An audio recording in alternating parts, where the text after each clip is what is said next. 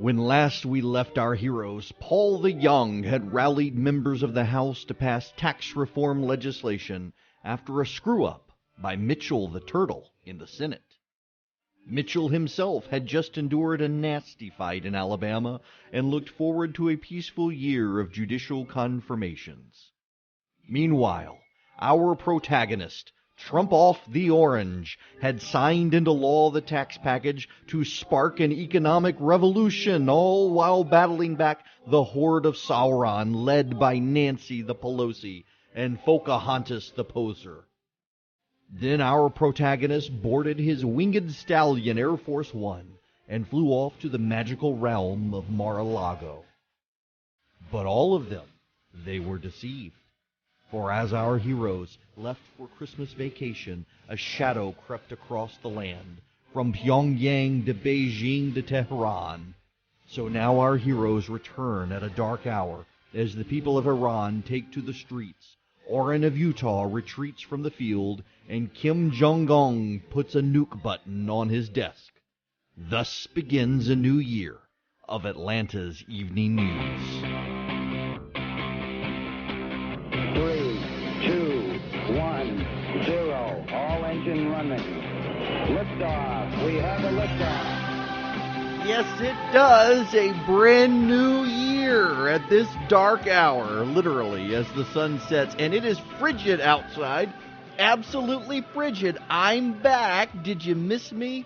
It's 5:11 here in the city, and the phone number, if I still remember it, is 404-872-0750, 1-800-WSB-TALK. And believe it or not, they haven't changed the name of the station.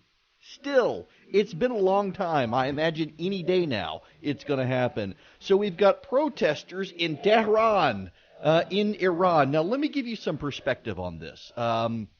Serious perspective here as I try to remember to get into the Gulf screening program. I grew up in Dubai. My dad worked in the Persian Gulf and on a clear day could see the southern islands of Iran. One of my best friend's grandfathers had been a senior member of the Shah's regime.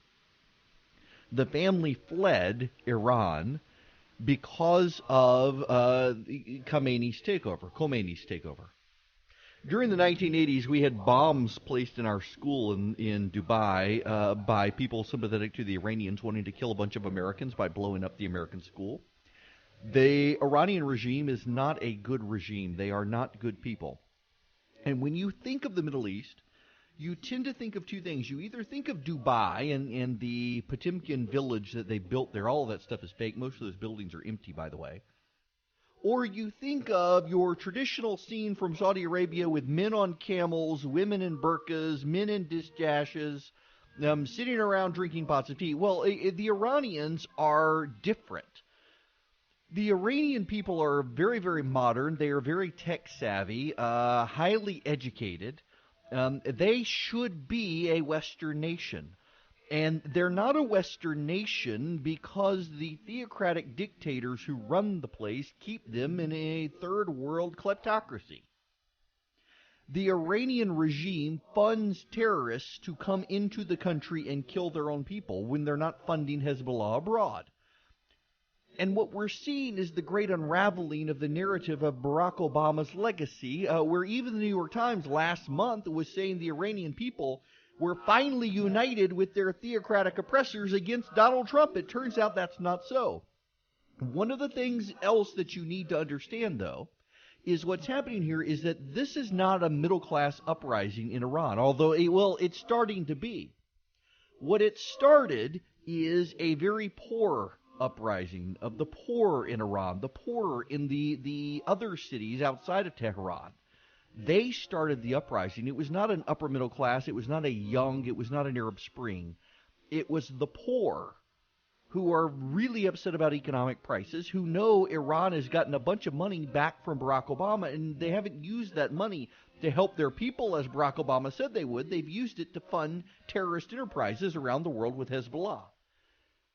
And now the middle class is joining the fight, and Iranian soldiers are joining the fight, putting down their arms and joining with the mob. This looks to be not riots and not protests. This looks to be a revolution. Time will tell. What's happening here? Well, it was very interesting to see a number of editorialists and the administration pushing out the story that the best thing Donald Trump could do was be quiet. Well, that is exactly what Barack Obama did in 2009. As the Arab Spring was unfolding, Barack Obama stayed silent on the Iranian protests. He was happy to side with protesters everywhere else, but not Iran. Iran, a terrorist regime whose people were uprising.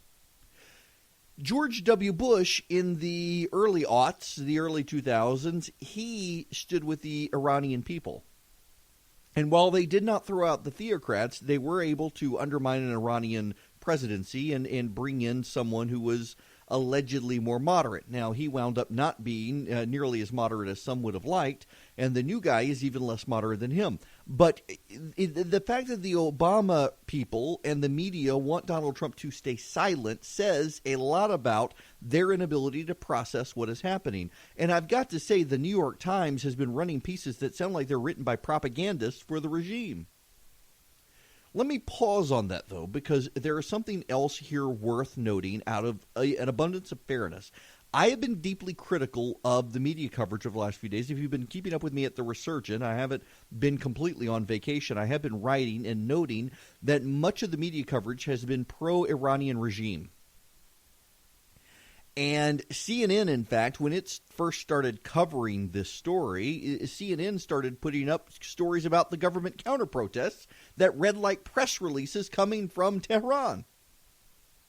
And eventually, CNN changed and started doing more in-depth stuff. They fixed the problem. The New York Times hasn't. And, of course, there are a lot of people who have been very critical of the president, and they are so wedded to the Iranian deal from Barack Obama that they can't change. But here's the thing. In fairness to our media operations in the West, they've all been on vacation. Many of the newscasts that you have seen over the last 72 hours were pre-recorded.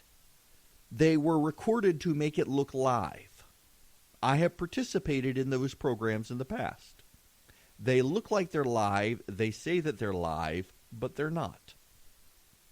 I do that sometimes here. I'm sympathetic. I'm live right now because it's 5:17 and 51 seconds, but some of them are all prepackaged, pre-recorded, and made to look live. And so they had to bring in crews they can't turn on a dime, these major news organizations. You would think that they could, but they can't. Institutionally, they can't. And so they had to bring people in. They had to try to get visas into Iran because they can't just show up in Iran like you can in some countries. They had to get visas, and the Iranian embassy isn't giving visas. Excuse me. So they had to try to figure out ways to get people into that country to find out what's going on. And it's been very difficult for them. As people are getting back to work today, the coverage is changing and growing. But I do think it is worth being a little fair to them and noting this. But it is also worth noting that of the voices that they were putting on TV, it is not a coincidence that many of those voices sounded like they were allies of the Iranian regime, because they were and are. See, a lot of these people are so invested in protecting the precious that is Barack Obama's legacy, they can't do anything to undermine the Iranian regime because he cut a deal with the regime, not with the people of Iran. And they claimed it was for the benefit of the people of Iran, and the people of Iran are in the streets today rioting, burning down places, raiding gubernatorial mansions in various provinces of Iran because they're not actually seeing the benefit of the deal Barack Obama claimed would be for them. It was all a lie, but for many members of the media, they have to protect that lie because they need that lie to stand in contrast to Donald Trump.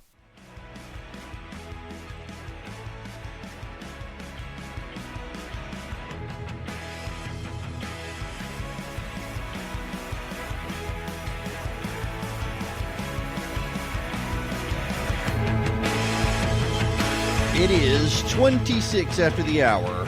I'm Erick Erickson. The phone number is 404-872-0750, 1-800-WSB-TALK, and I didn't even have to look that up. Those of you who have signed up already, and there are a number of you who have, there are actually 338 of you to be precise, who, because of your participation over the years with our activist items and whatnot, listening to the podcast, you signed up for advance notice of the gubernatorial RSV, the gubernatorial live lounge interviews that we're going to do. We have scheduled now Lieutenant Governor Cagle, Secretary of State Kemp, and Senators Hunter Hill and Michael Williams. We're working on the others, but the links are out there. You have to RSVP. There are 30 tickets per interview. If you check your email, if you previously signed up, if you check your email, you will find an email from me, and you get first dibs at RSVPing and getting a ticket, registering for the events. Now, for those of you who have no idea what I'm talking about, very straightforward. We are inviting in all the major gubernatorial candidates. We are actually restricting it based on polling because there are a bunch of people running, and we want to make sure that we can fit everybody in. We've got limited calendar availability in addition to space. But we have extended invitations to the Stacey Abrams campaign, the Stacey Evans campaign, Hunter Hill, Michael Williams, Brian Kemp, Casey Cagle, and is it Clay Tippett? I gotta get his campaign on board. Those are the big ones. We may extend it as others come into the race, and there's rumors we may get one more candidate coming into the race on the Republican side, maybe. But the big issue here is that you're invited. And you are invited to come participate in the live lounge. You will be allowed to ask questions, although I'm going to make everybody write out their question, and I'm going to vet them and read them from stage. The rest of you, stick around in the next 30 minutes. I'll tell you how you can come. But if you've got the email, check your email from me and see if you can find the link. I want to give you first dibs. I sent the email several hours ago. And when we come back, Orrin Hatch is no longer going to run for the Senate. Will Mitt Romney be joining the Senate from Utah? I'll tell you what I know here on WSB and the fallout in Mississippi.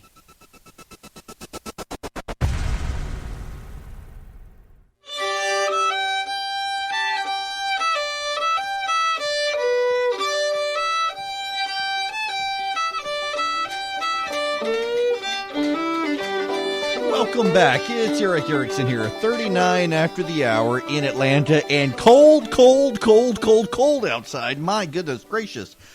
Just cold outside. Did I mention it was cold? The phone number, 404-872-0750, 1-800-WSB-TALK, and congratulations to the University of Georgia. Truth be told, I had to turn off the game last night because I was convinced if I continued watching, they would lose. As typically happens when I watch LSU or Georgia. They lose when I watch, so I turned it off. And I think I single-handedly gave them the win, so they should put me on the 50-yard line instead of making me pay $13,000 for a ticket. I'm just saying. I knew they won because I could hear the yelling and cheering throughout my neighborhood because I went outside with my telescope to take pictures of the moon so I could avoid the game so that they could win. Speaking of winners, Orrin Hatch will not be winning another term to the Senate because he is not going to run. He's going to retire. Now, there have been rumors for a while that Mitt Romney wanted his seat. And I had been working the phones late this afternoon as word broke that this was happening. And what I've been told by people is that Romney is seriously considering this and that there was essentially Orrin Hatch bought himself time by suggesting he was going to stay after Donald Trump made the big push to keep him. Orrin Hatch bought himself time to keep out Boyd Matheson, who was Mike Lee's chief of staff. Boyd announced he would not run. He's joined, I think, a think tank out there. He's not going to run. Orrin Hatch saying essentially he is going to run, cleared the field, allowing Mitt Romney time to put everything in place and lock down support, and now Orrin Hatch is going to walk away and Romney can walk into it. The question remaining is, does Orrin serve out his time, or go on and resign and let Romney be appointed. And the thinking right now is that Orrin Hatch is going to serve out his time and just let there be an election that Mitt Romney can walk into. The key question is whether or not guys like Steve Bannon play out there and try to stop Romney, because the media sets Romney up as someone who would disagree with the president. And in fact, Mitt Romney has come out several times and tried to take the elder statesman of the GOP position and has criticized the president several times in the past few months. But by and large, I mean, when you look at some of the people who are highly critical of the president, from Nikki Haley to Rick Perry to Bobby Jindal to you name it, many of them are inside the administration now, loyally serving the president. I think that if Mitt Romney goes to the Senate, the media, whether Mitt Romney wants to or not, the media will try to couch it as a Mitt Romney versus Donald Trump situation. We'll see whether or not he actually goes. I think he will. The other question is Mississippi. Thad Cochran is going to step aside. This happened at the very end of the year. A lot of people missed it. Thad Cochran, who just a few years ago, the GOP nearly broke in half over the Chris McDaniel primary against Thad Cochran. Remember, Chris McDaniel down in Mississippi beat Thad Cochran in the primary. They went into a runoff, and Republicans led by Haley Barbour and the Senate Republicans went out and rounded up Democrats to save Cochran, knowing a Democrat wasn't going to win. Now, from what I'm hearing, the governor of Mississippi flat out is refusing to appoint Chris McDaniel to Thad Cochran's seat. And what I suspect is going to happen is another Alabama, where we're going to have a nasty, dirty, knockdown, drag-out fight. I think that the Republican Party, well, let me delve deeper. Let's turn our attention to Mitchell the Turtle. Mitch McConnell in the Senate. McConnell wants yes men. He does not want a fractured Republican Party. McConnell's standing within the party outside of the Senate is tenuous. He's not very popular. In fact, he's only at 30% in Kentucky right now. Not a popular guy. And the main reason we had the situation in Alabama, and I do mean this very seriously, the overwhelming reason we had the situation in Alabama is because Mitch McConnell decided it would be much easier to beat Roy Moore in a runoff than it would be to beat Mo Brooks. Mo Brooks made his central campaign platform getting rid of Mitch McConnell. And so McConnell and his Senate leadership pack poured millions, literally millions of dollars into Alabama to defeat Mo Brooks. They defined him. They threatened fundraisers in Washington, telling them if they ever raised money for Mo Brooks, they wouldn't be able to raise money for anyone else. They did everything they can to make sure Luther Strange was going to be in the runoff with Roy Moore. And the reason they did that is because they knew fairly well that Roy Moore was going to be in the runoff, just given his stature and his support of the Republican Party. This was never about getting Luther Strange and someone else in the runoff. It was always about getting Luther Strange in with Roy Moore, thinking they could beat Roy Moore. Well, obviously, Luther did not beat Roy Moore. Why? Because Luther Strange was a corrupt Alabama politician, and the voters of Alabama did not know about Roy Moore's allegations, but they knew that that Luther Strange was corrupt. So they went with Roy Moore, and we now know how that turned out. But again, it was McConnell nursing grievances against Mo Brooks, pouring millions of dollars into the state to stop Mo Brooks from getting into the runoff, to stop Mo Brooks from inching ahead of Luther Strange. And what did they do after Mo Brooks lost? On election night in the primary, McConnell's leadership pack announced it would be spending money to ensure Mo Brooks was defeated in his congressional reelection. They wanted to send a very strong message that if you dare oppose Mitch McConnell, he will wipe you out. And then look what happened in Alabama. I suspect strongly we're going to see a replay of that in Mississippi because Chris McDaniel has already said he's not supporting Mitch McConnell for leader of the Republican Party in the Senate. And so the governor of Mississippi says there's no way he is then going to support Chris McDaniel for the Senate in Mississippi.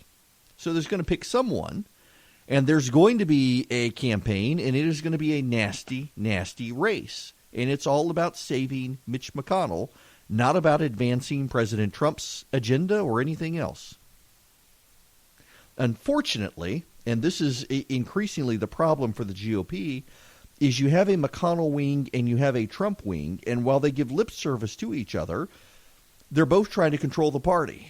And a House divided isn't going to stand up to the Democrats. That's just the truth.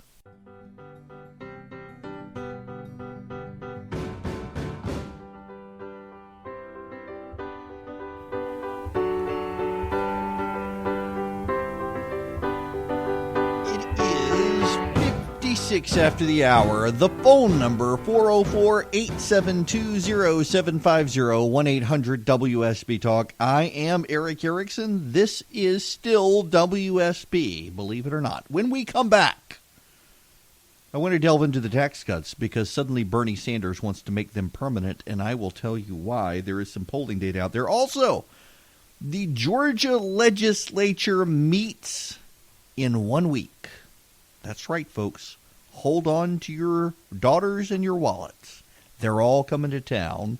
I will give you the breakdown of what seems to be shaken out this year in the legislative session. Hint, it's an election year, so there's a lot of grandstanding and not much else. And, well, we got kids and toys. If you want to come to one of the WSB Live Lounge events with one of the gubernatorial candidates, we have 4 of them scheduled so far. Text WSB. Well, heck, what's the number? I have to look up the number. WSB to 345-345.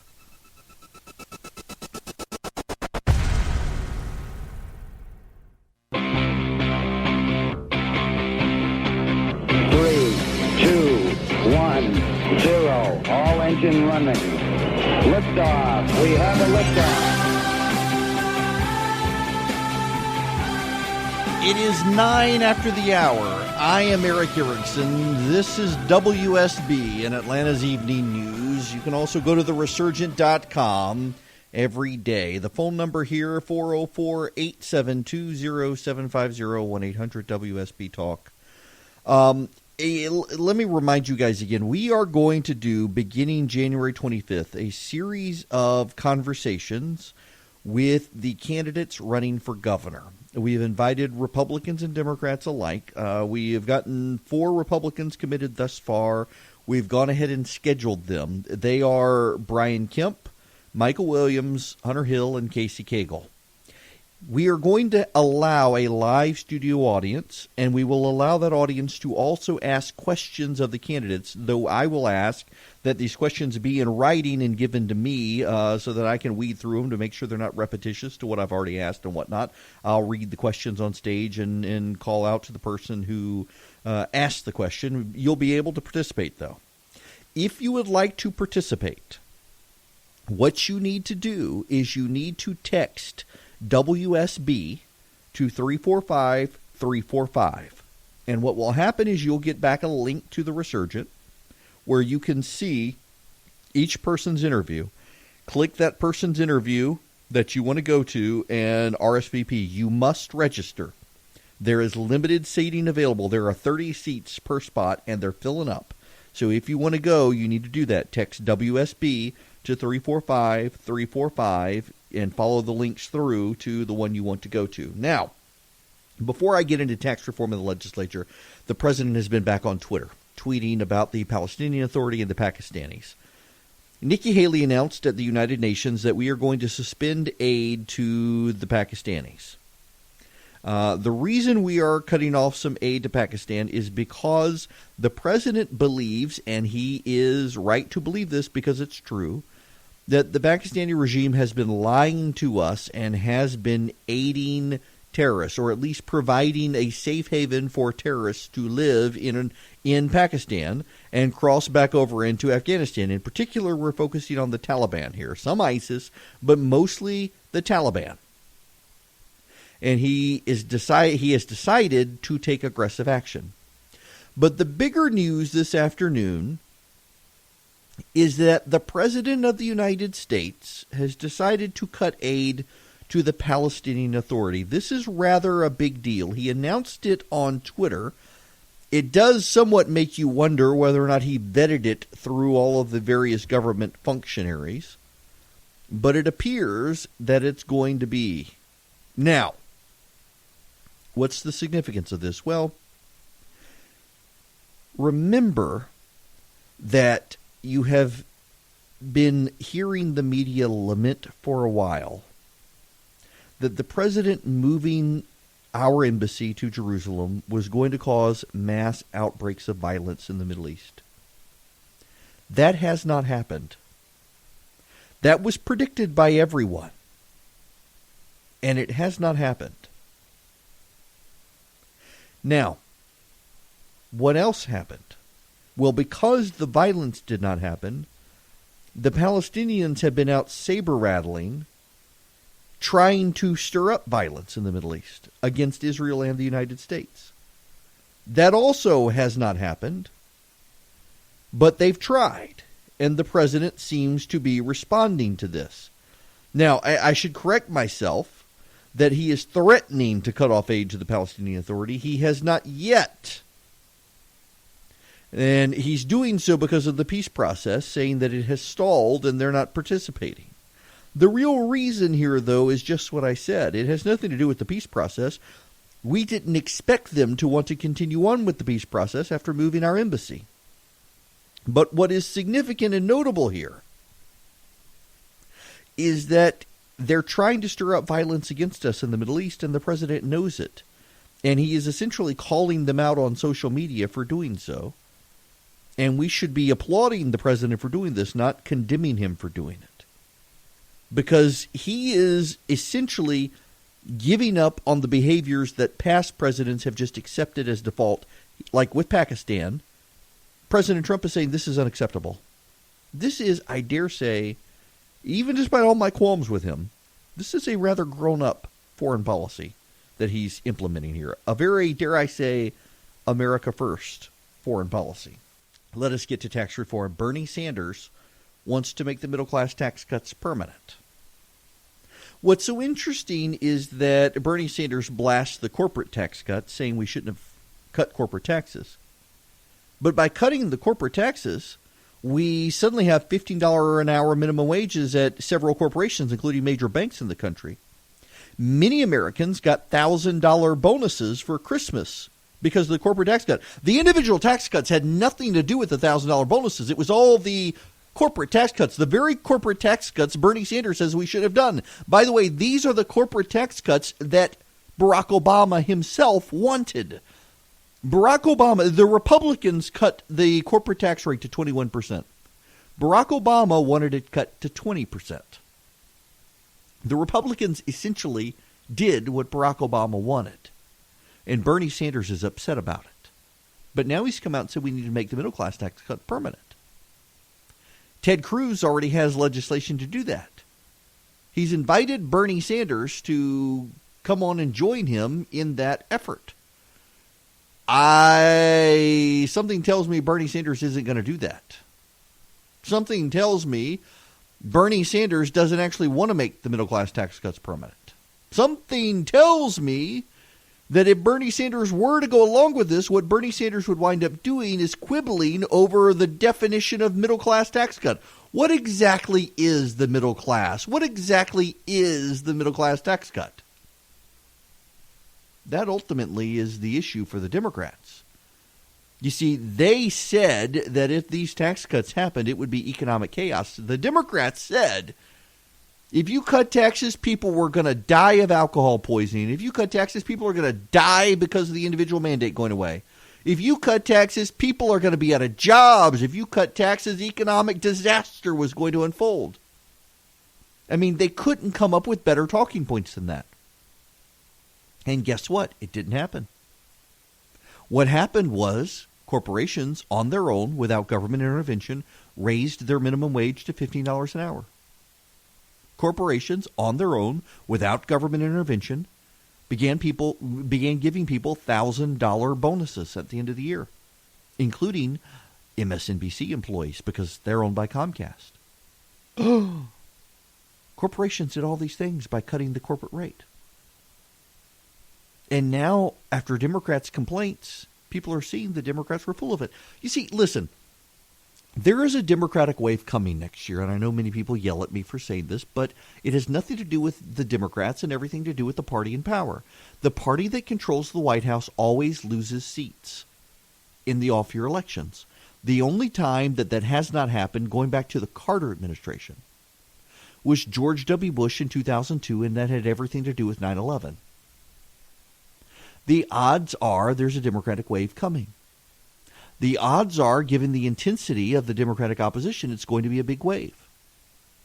But the odds are also that because the Republicans passed tax reform, they've mitigated a bit of the damage. And some people who might have been fired up to oppose them, including some Republicans, no longer are. Because suddenly they feel their lot in life has improved. And who improved it? Not the Democrats who are running in opposition to the tax cuts, but Donald Trump. They may not like him, but he's put more money in their pocket. And are they really going to risk going and voting for a bunch of Democrats who are going to take money out of their pocket?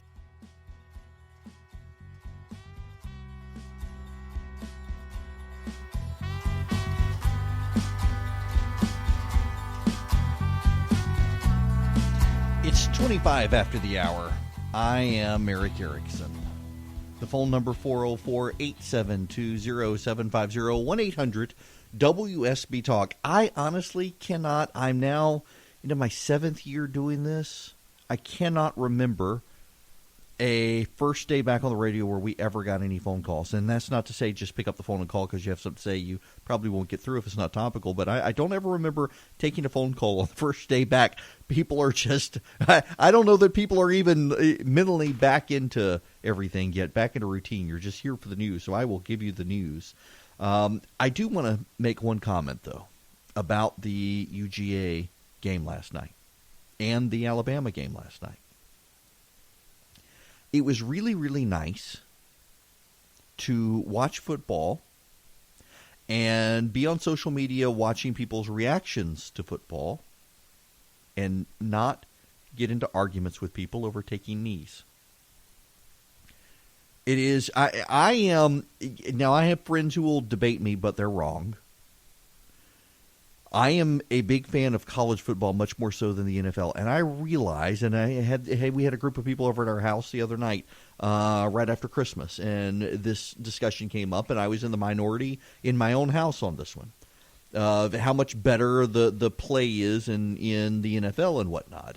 Okay, fine. But the NFL now has gotten so politicized, I don't want to watch the NFL.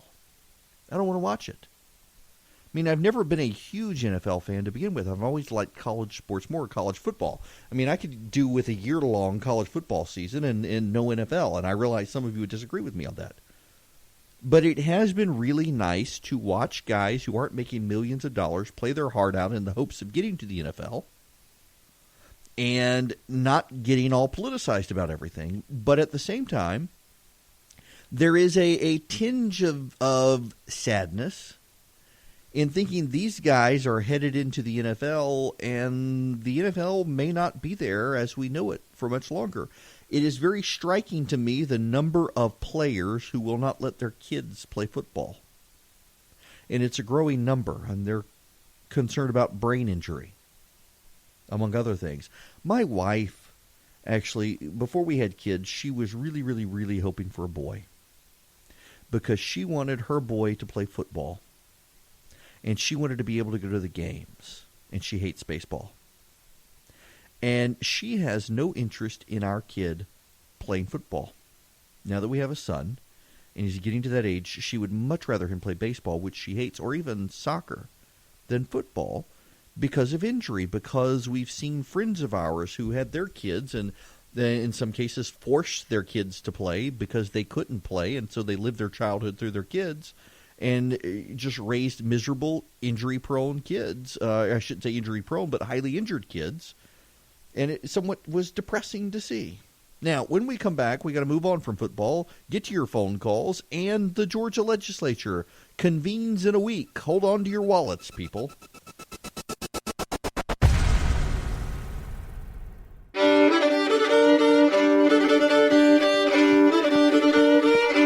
It's 8:30 at after the hour. I'm Erick Erickson. You're listening to Atlanta's Evening News on WSB. As always, you can go to theresurgent.com every day and see what I'm writing.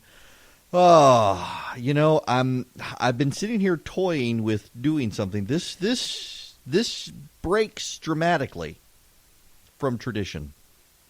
This is something I've never done before in my entire career on radio.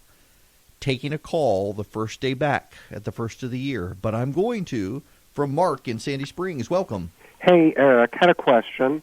What is your understanding of when the individual mandate becomes effective? It's going away. It's gone. No, I know. Well, okay. My understanding is it's gone. It's been repealed. Yes. But that it doesn't take effect until 2019. For example, and maybe I'm wrong, but that's that, for example, if you have no insurance in 2018, mm-hmm. you are penalized for 2018. That's that's what I've heard or seen on a computer, and I'm confused because it seems like it is gone.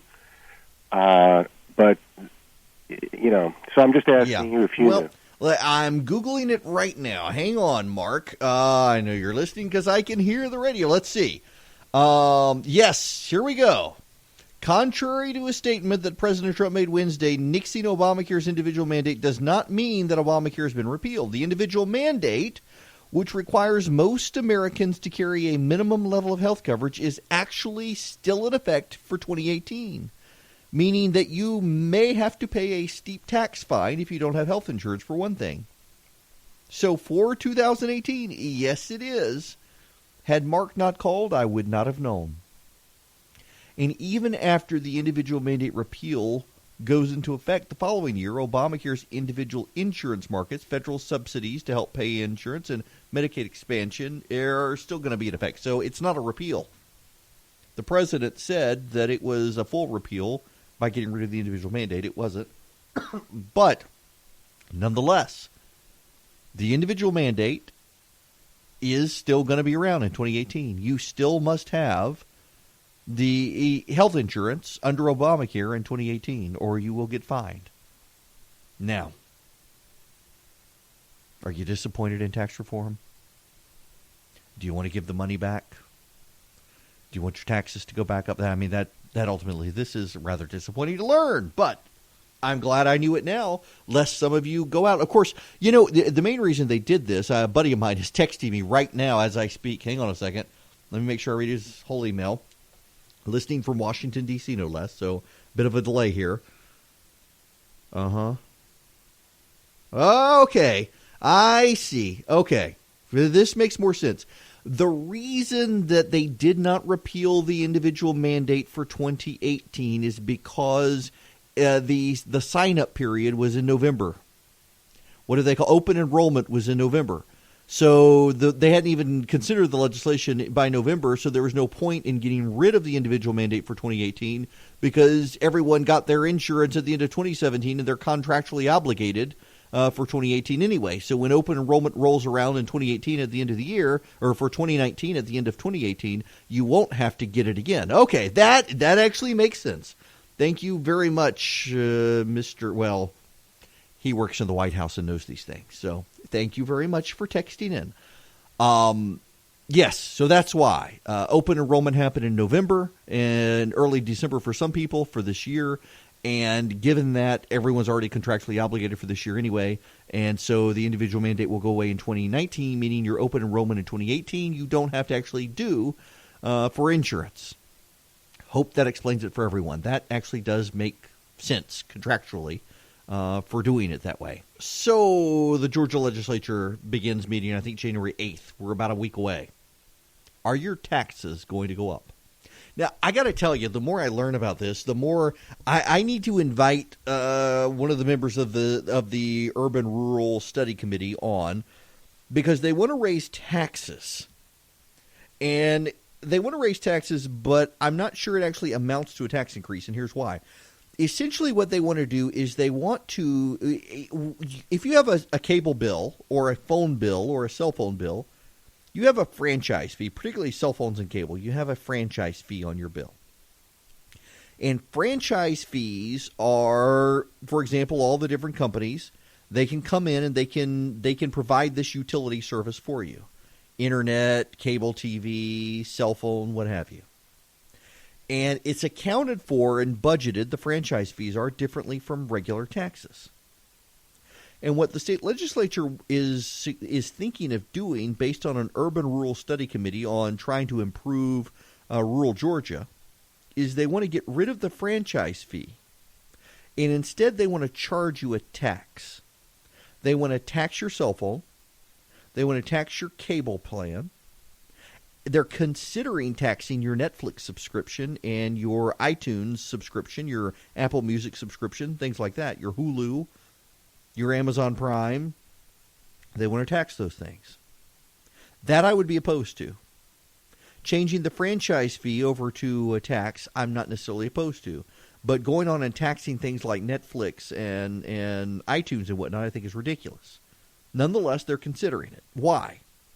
They're considering it because there are 18% of Georgians who live in rural areas, and they want to expand internet access to those rural. 18% of Georgians live in rural areas that do not have internet. Many more Georgians than that live in rural areas, but many of the rural areas do have broadband internet. But 18% of them live in areas where there is no broadband internet. And they want to find a way for the state government to pay. Corporations are not doing it because it is not financially viable for private corporations. And so they've decided the state should do it for those 18%. Many of them are in North Georgia, where you have the Speaker of the House, the governor, and lieutenant governor from, and they want to make sure that area gets internet because they essentially want to encourage people to move to those rural areas and commute or telecommute or move businesses there and get them out of the city. And they think one of the great dividing lines now for people is whether or not there's broadband internet. And if private companies won't pay for it, they want the state to pay for it. And for the state to pay for it, they need a new revenue source. And the new revenue source would be a tax increase. Essentially, actually converting the franchise fee into a tax. And then possibly taxing your Netflix. Will it happen? Next year's an election year. I wouldn't hold my breath, but it's certainly on the table.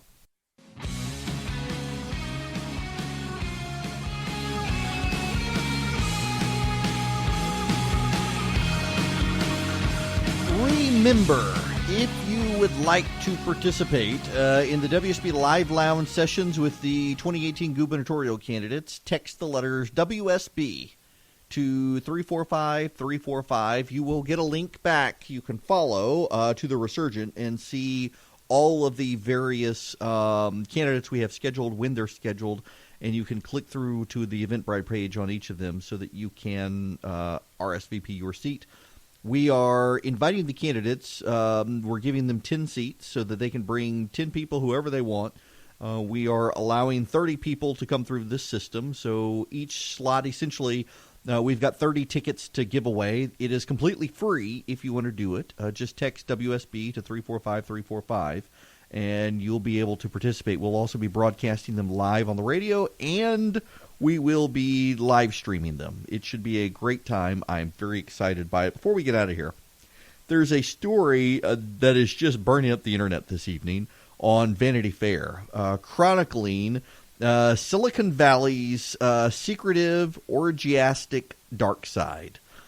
Essentially, many of the millionaire, billionaire people in Silicon Valley do all of the things that we're hearing about Harvey Weinstein and whatnot, but they do it largely consensually.